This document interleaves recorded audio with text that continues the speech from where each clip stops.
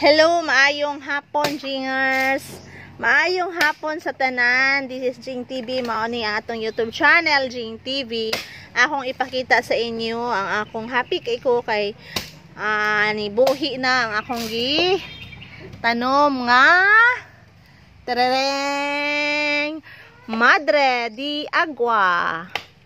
Para sa kasayuran sa tanan, ang kaning Madre di Agua sa ni siya katanom, madali ra kay siya patbuhion, dali ra siya itusok.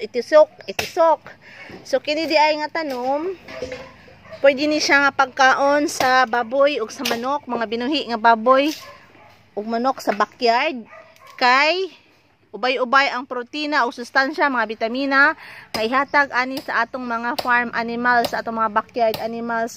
Duha ni sila kabuok actually, naa diri ang isa itubo na pod Oh guys, duha ni giputol na ko ni gidalan ko sa kong amiga, shout out ni Eva. Giputol na ko na gani ang pinutla. Abi na ko dili mo tubo. Tanawa ra pagkaputol o master kay ko mo putol ba. Di ba? Very perfect. Perfect kayo, pero wag yapon ta na fail kay nabuhi ang atong Madre di Agua.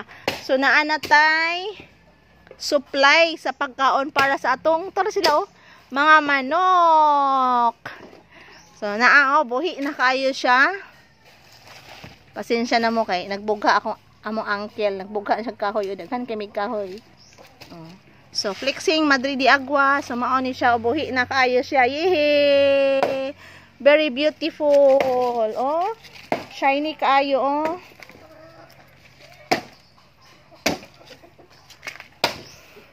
Happy kay ko kay nabuhi siya. Thank you guys. Bye-bye.